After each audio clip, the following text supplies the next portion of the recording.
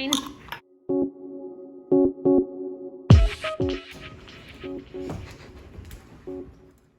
Hi, this is Camille with Positive Futures Dog Training and Behavior. Today we're talking about counter surfing. Specifically, we're going to go over kind of troubleshooting tips and kind of common mistakes people make when they're trying to teach their dogs not to jump up on counters. And to help us today, we have puppy Cole, which obviously at 5 months old is very interested in what the stuff is on the counters. So we're going to use them as our little practice puppy today.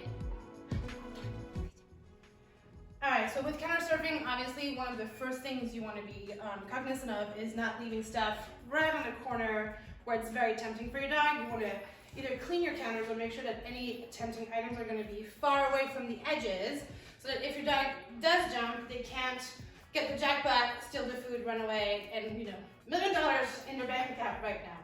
So that's the first, most basic thing you can do about counter surfing.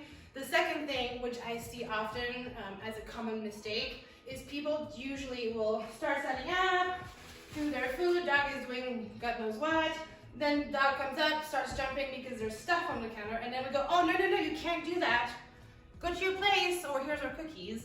And what happens is that our dogs learn they have to initiate the training session by jumping up on the counter. Because if they don't start jumping, we ignore them. And that's something we don't want to teach our puppies because then we're reinforcing jumping up.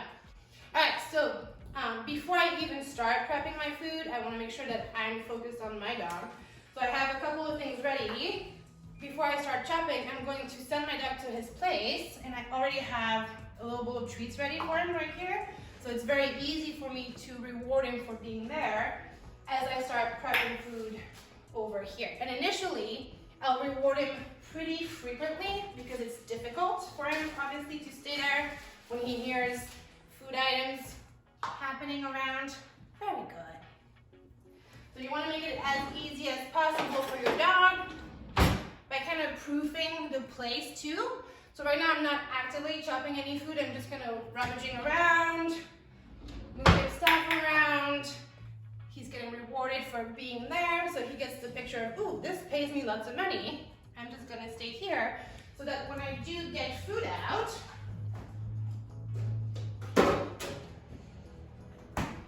nice, we have a really nice place. My dog knows exactly what is expected of him. He's not getting frustrated.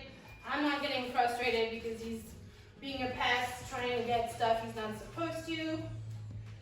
And we're reinforcing really good habits. When food is around in the kitchen, you're supposed to be on your spot until you're released or until you're free to go. Good boy. Nice. Good.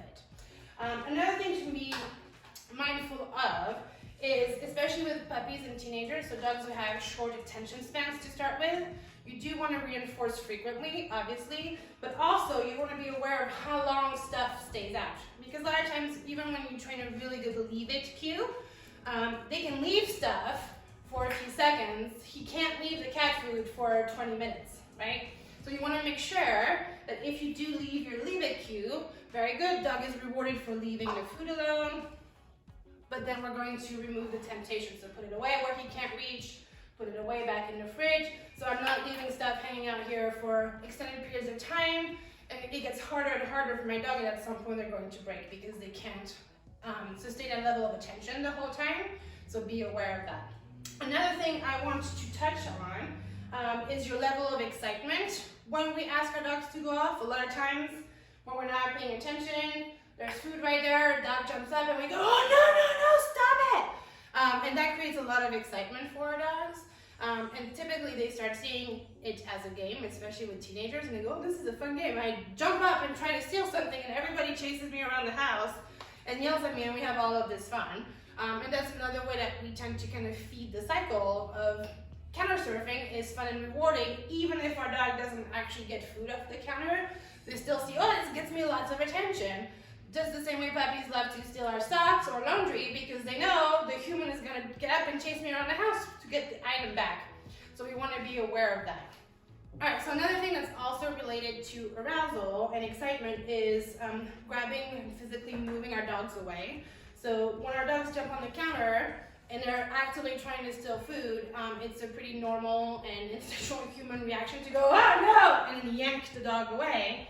And a lot of times too, we think if we're forceful enough in pushing or yanking our dog away, that will be a correction, and our dog then in the future won't do it anymore because, see, bad outcome if you jump onto the counter.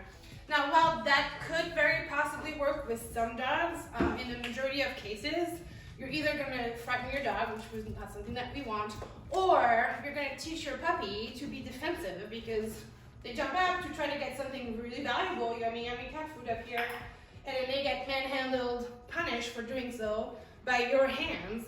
And so a lot of times what tends to happen if they keep doing that and we keep doing the same cycle of shoving our dogs away is they'll start growling at us when we approach them or when we try to move them away from the counters or from other surfaces too. Or they'll start lunging at us and biting in an attempt to keep us away and stop us from kind of giving them that physical correction. And also it goes again, it creates a lot of arousal. If your dog is jumping up and everybody's yelling and grabbing your dog and pushing them away, you're very likely to send your dog mixed messages, and then they don't know if we're playing a weird rough game of shove the puppy around and then I shove you and you shove me, and it makes for future repetitions more likely. So we want to make sure we have really clear, consistent communication with our dogs that this is not appropriate, here's the better option, and that's where you get paid for. So that then they choose it on their own without being asked because they know that's the best option, it's the easiest option for them, and so that's exactly what we want them to learn. Good, so if my dog is jumping up, I have a high value treat.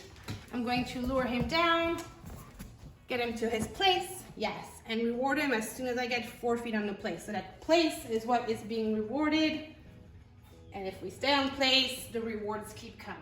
Right, so again, we want to be aware of the pattern. I don't want to, my dog jumps up, feet are on the floor, he gets a treat right there because that's likely to reinforce, I jump up, I get down, I get cookies, I jump up, I get down, I get cookies. You get cookies for being on your specific spot, on your place, and for staying there, right? Which is why he's still getting rewarded because 4 feet are still on his place instead of him trying to come back to the counter.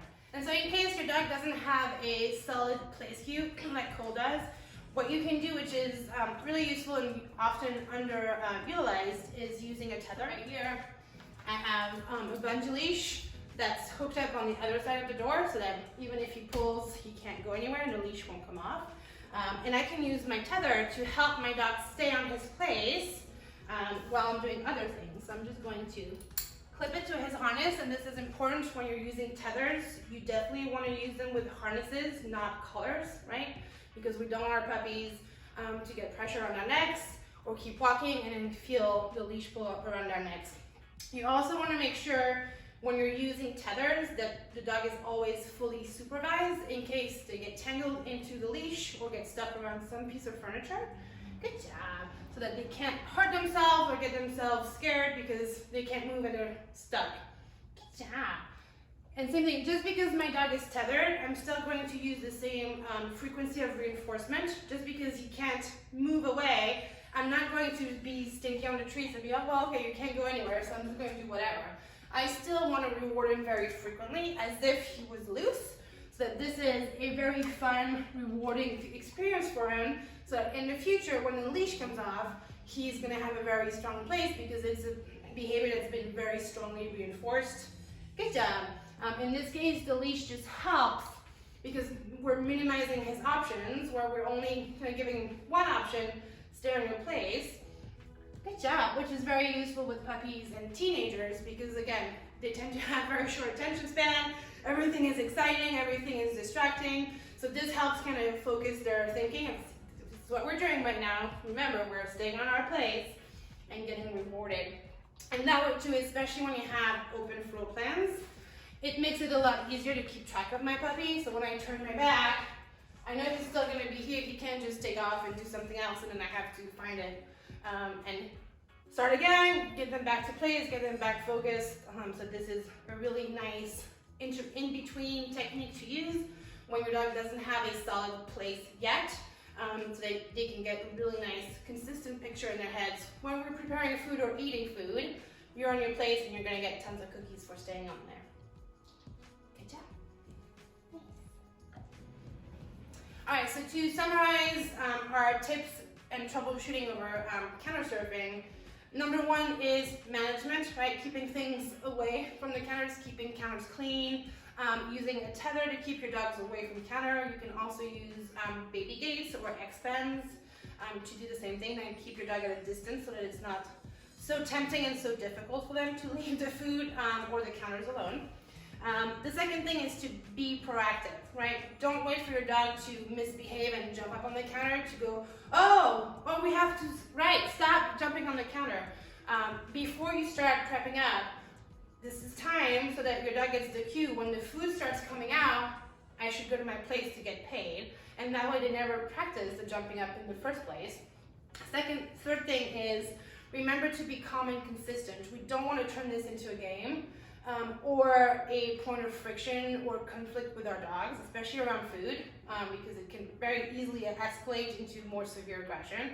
So if your dog does jump, grab, high value treat, off, go to your place, and then reward the behavior that you want, instead of trying to correct or punish the behavior you don't want. That's going to be a lot easier for your puppy. It's going to give you much better long-term results. We hope that helps you get your dog's feet back on the ground and reduce some of the stress and tension in your kitchen. For more information about how to get control of your dog and teach more impulse control, we think you'll like this playlist. Be sure to check it out.